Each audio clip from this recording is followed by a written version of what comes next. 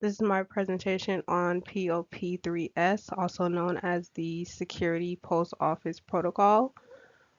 I will be giving a brief overview on the Security Post Office Protocol as well as Linux Dovecot, recommendations for that as well, overview of Windows Internet Information Services, and postfix and recommendations for those as well.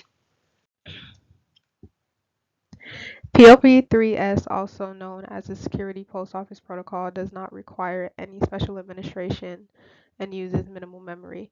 Data is encrypted using secure socket layers and the transport layer security.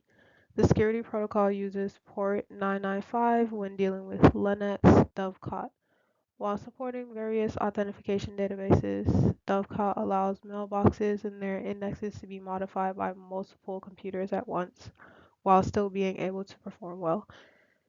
It's also an open source for IMAP and POP3S servers using Linux.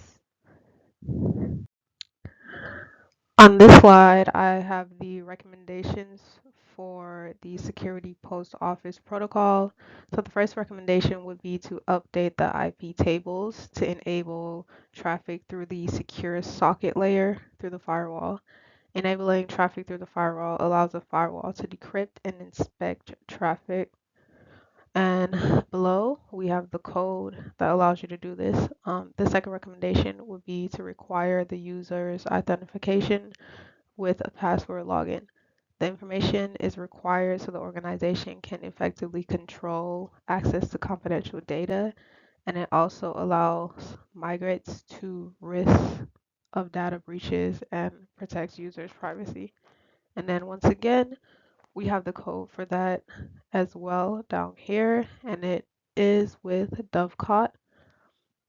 And last recommendation would be to update IP tables to enable Internet Access Message Protocol ports from Dovecot. And then below we have the installation code and then how to enable the ports as well.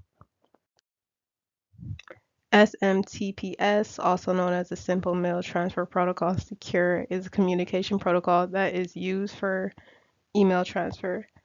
It is commonly used to relay messages and submit to another email server. And then here I have an example. So this is Microsoft Outlook submitting that message over to Microsoft Exchange.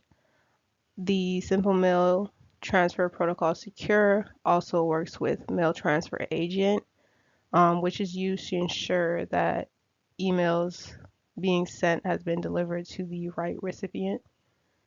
And then below here, we have the Simple Mail Transfer Protocol Secure, IIS, and IIS stands for the Internet Information Services. It is a Microsoft web server which runs on Windows operating system.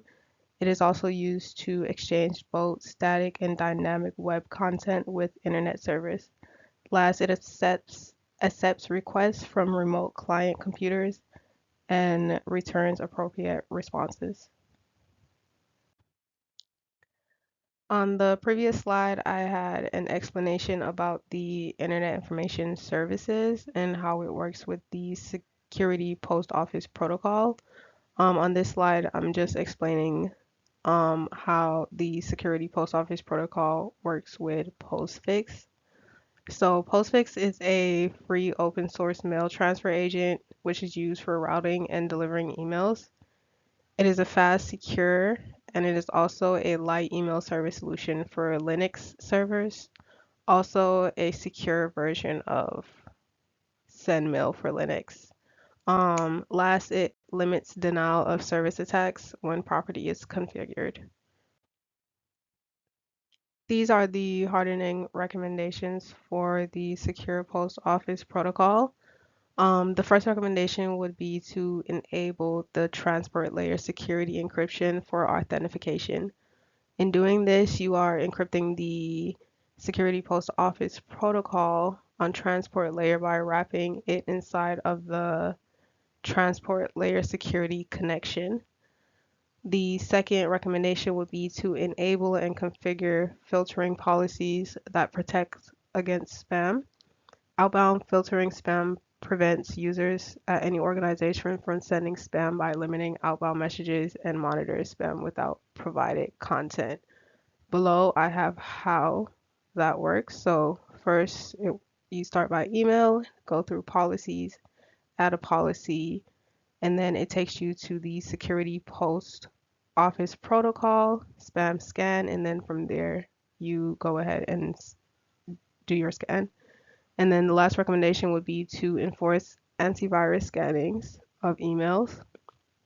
This automatically reviews all messages for malware, spam, and viruses. And then below, I also have in bold how that works as well. So it will start with configuration, protect, next, and then email policies, legacy mode, system post office protocol, malware scan, and then it will ask you to enter your identity.